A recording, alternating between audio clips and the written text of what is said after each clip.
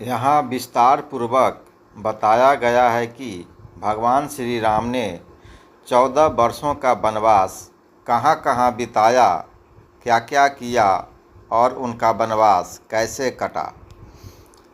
राम का वनवास केवल 14 वर्षों की अवधि नहीं बल्कि मानवता के लिए मर्यादा, त्याग, प्रेम और धर्म पालन की सबसे बड़ी शिक्षा है। राम का जीवन आदर्श है और उनका वनवास एक ऐसा दौर था जिसने उन्होंने भगवान बना दिया। यह कोई साधारण वन यात्रा नहीं थी, यह तप की भूमि पर धर्म की स्थापना का पथ था।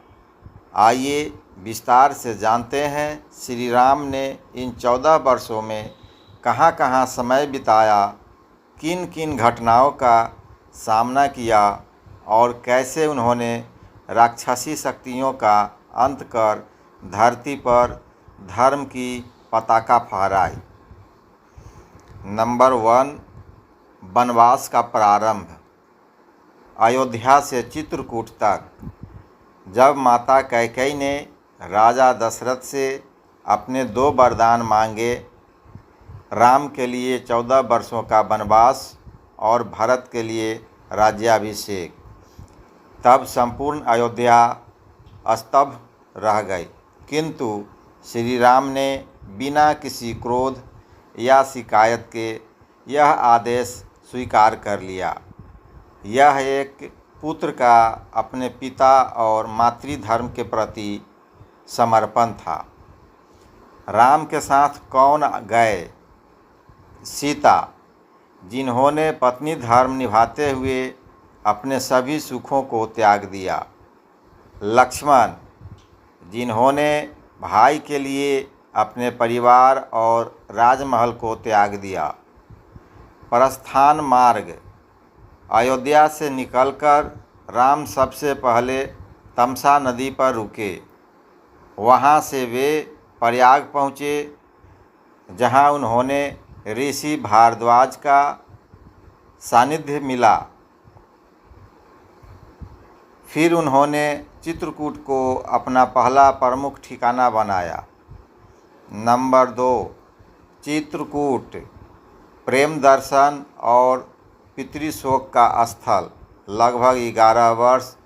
चित्रकूट एक पवित्र पर्वतीय क्षेत्र है जहाँ मंदाकिनी नदी बहती है। यहीं भगवान राम, सीता और लक्ष्मण ने घने वन में एक छोटी सी कुटिया बनाई और तपस्वी जीवन प्रारंभ किया। यहाँ की कुछ मुख्य घटनाएं। भरत मिलन। भरत जब अयोध्या लौटे और राम के वनवास का समाचार सुना तो उन्होंने राज्य स्वीकार करने से इनकार कर दिया और राम से मिलने चित्रकूट आए। भरत और राम का मिलन अत्यंत मार्मिक था। खराऊ राज्याभिषेक। श्री राम ने राज स्वीकार नहीं किया, तब भरत राम की खराऊ लेकर गए और उन्हें अयोध्या की गद्दी पर रख दिया। उन्होंने स्वयं नंदीग्राम में रहकर तपस्वी जीवन अपनाया। पिता दशरथ का देहांत।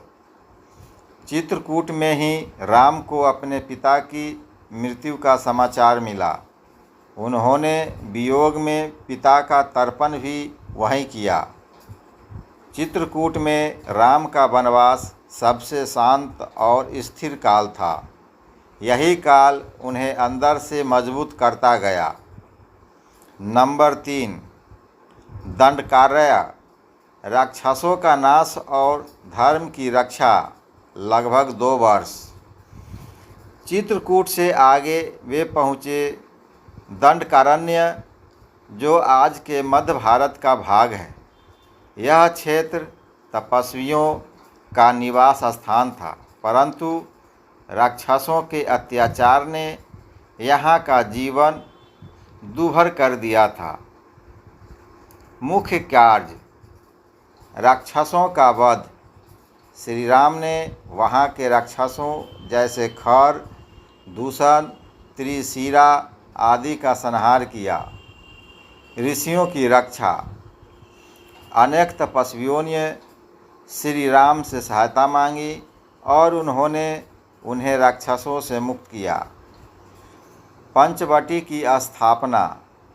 आगे चलकर श्री राम पंचवटी नासिक क्षेत्र पहुँचे, जहाँ उन्होंने गोदावरी नदी के किनारे एक सुंदर कुटिया बनाई।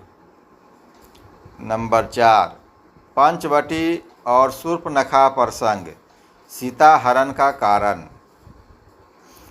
पंचवटी में रहकर राम ने एक आदर्श वन जीवन जिया, परंतु यहीं से घटनाओं ने रुख बदला।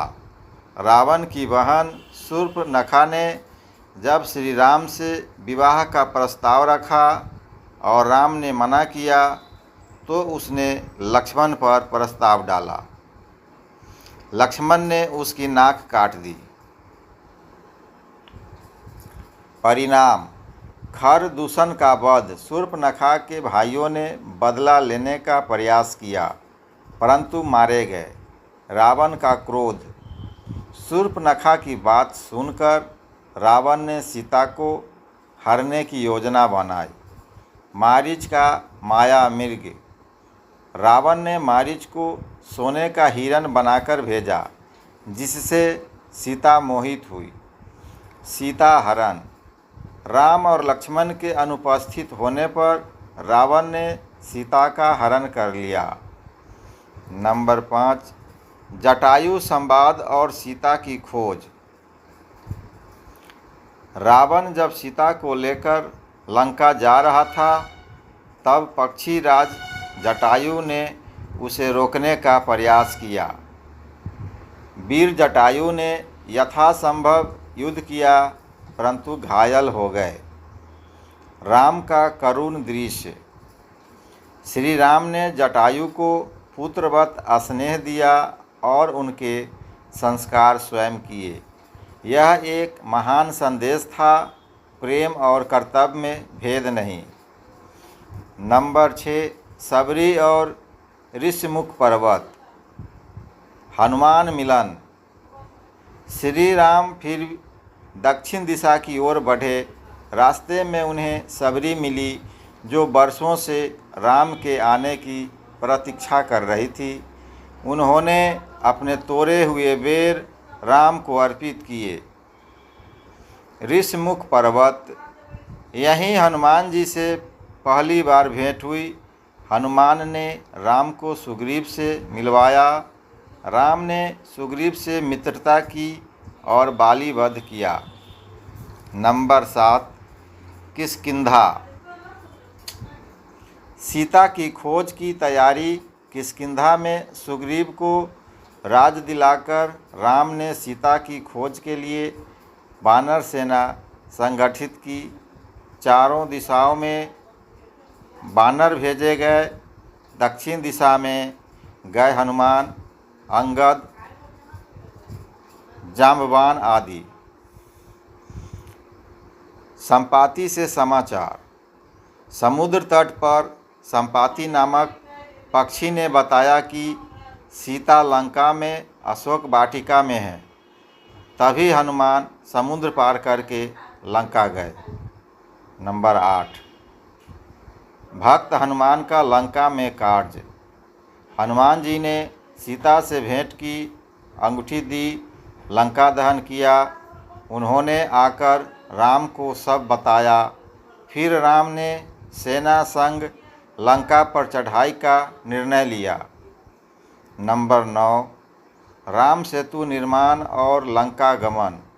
राम ने समुद्र देवता से मार्ग मांगा, पर जब उत्तर नहीं मिला तो तीर चला दिया। डर कर समुद्र देव प्रकट हुए और नल नील के द्वारा राम सेतु बनवाया गया। राम सेतु के अद्भुत तथ्य। पत्थर जल पर तैरे। पुल लगभग 100 योजन लंबा था। यह निर्माण भक्ति और विज्ञान का संगम था। नंबर 10, लंका युद्ध और रावण वध। राम की सेना लंका पहुंची। वहां 10 दिन का घमासान युद्ध हुआ। लक्ष्मण ने मेघनाद को मारा। हनुमान ने संजीवनी लाकर लक्ष्मण की रक्षा की। अंत में राम ने रावण का वध किया। सीता की अग्नि परीक्षा। रावण की मृत्यु के बाद भी राम ने सीता को अग्नि परीक्षा देने को कहा। यह समाज को यह दिखाने के लिए था कि मर्यादा पुरुषोत्तम राम किसी भी परिस्थिति में धर्म से विचलित नहीं होते। नंबर 11, अयोध्या वापसी और राज्याभिषेक। 14 वर्ष पूर्ण होते ही पुष्पक विमान से राम, सीता और लक्ष्मण अयोध्या लौटे। अयोध्या में दीप जलाए गए। यही पर्व आज दीपावली कहलाता है। राम राज्य की स्थापना, धर्म, न्याय और सत्य का शासन, प्रजा सुखी और समृद्ध। राम राज्य का उल्लेख कई पुराणों में स्वर्ण युग के रूप में हुआ है। निष्कर्ष। क्या सीखा राम के वनवास से? त्याग की पराकाष्ठा। राजकुमार होकर भी उन्होंने वनों को अपनाया। मर्यादा का पालन। किसी भी परिस्थिति में धर्म नहीं छोड़ा। धैर्य और समर्पण। एक भी क्षण में उन्होंने किसी को दोष नहीं दिया। भक्ति और सेवा। सबरी, हनुमान, जटायु जैसे भक्तों की सेवा स्वीकार की। समापन मंत्र। राम नाम मानव जीवन का सार है। वनवास नहीं, ये तो प्रभु का अवतार है। हर कष्ट में भी जो धर्म निभाए वही सच्चा राम भक्त कहलाए। अगर यह जानकारी आपको उपयोगी लगी तो वीडियो को लाइक करें, शेयर करें और चैनल भक्ति सागर त्रिदेव को सब्सक्राइब